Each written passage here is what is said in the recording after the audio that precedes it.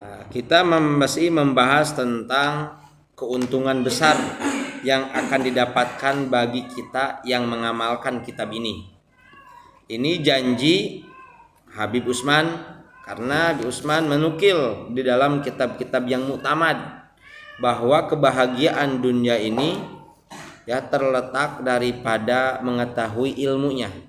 Meskipun keadaan kondisi secara dohir tidak memungkinkan, artinya tidak punya apa-apalah, atau sakit-sakitan terus, tapi bahagia terus.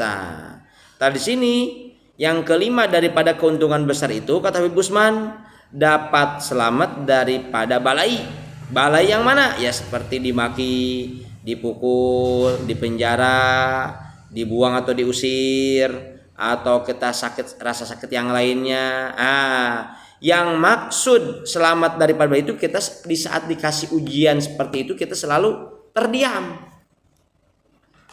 ya Allah, saya baru juga kemarin dipitnah, sekarang ada lagi mitnah saya. Baru juga kemarin saya kena maki, kena omel orang, sekarang kena lagi, aduh ya. Baru juga kemarin nih kan, aduh. Atau tiba-tiba ada ngukul, waduh, tiba-tiba ya nggak tahu kenapa juga ada mukul atau kepukul lah, waduh, nasib banget nih, baru kita tadi tidak ada yang mukul, sekarang tadi malah ada terkepukul lagi, nggak tahu siapa, artinya nggak sengaja atau apa, wallah artinya.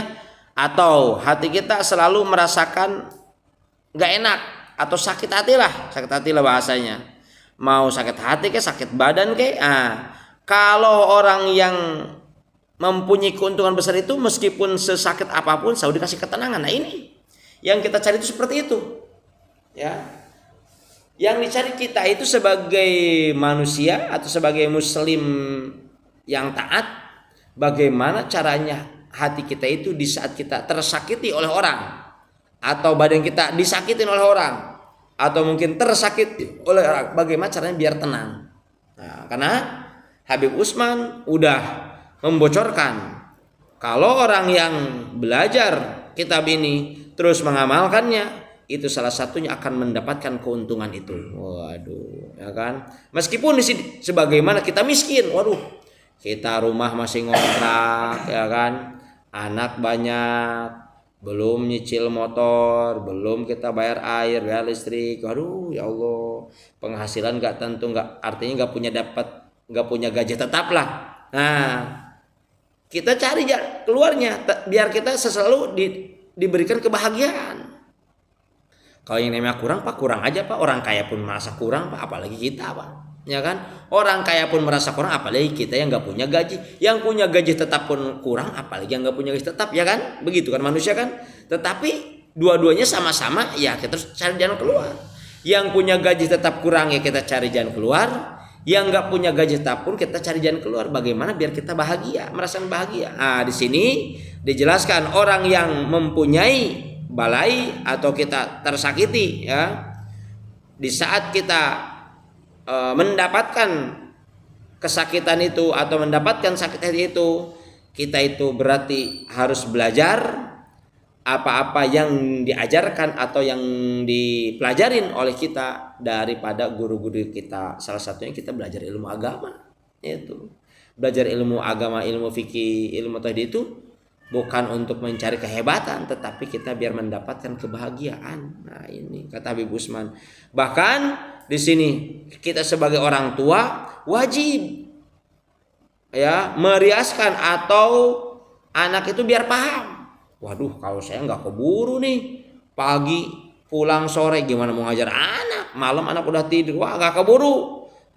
Berarti kita itu harus nyuruh orang atau kita suruh ngaji ke tempat lain. Kenapa? Karena pengganti daripada kita sebagai orang tua berarti guru kita. Ya, kalau kita nggak sanggup sibuk dengan kerja, ya tinggal kasih aja ke tempat pengajian. Nih, anak saya.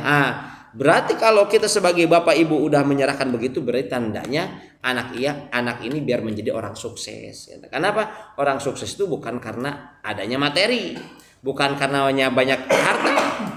Anak yang sukses itu yang bisa berbakti kepada orang tua. Meskipun gak punya, kalau berbakti, itu luar biasa sekali daripada banyak uang gak berbakti kan. Itu makanya yang disebut anak soleh itu, ya, Bukan karena banyak uang, tetapi anak saya itu yang bisa berbakti kepada syukur kita banyak uang, ngasih mobil, ngasih fasilitas, syukur itu. Nah, kan syukur. Nah, tapi kita sebagai orang Islam di sini jelaskan sebagai orang tua wajib kita meriaskan atau membaguskan tata cara ibadah kepada Allah sesuai ilmunya. Kita semaksakan, nggak sanggup berarti kita harus nyuruh. Kenapa? Kewajiban kita sebagai umat muslim, sebagai orang tua, kita wajib mendidik anaknya sampai kita paham agama. Wallahu alam.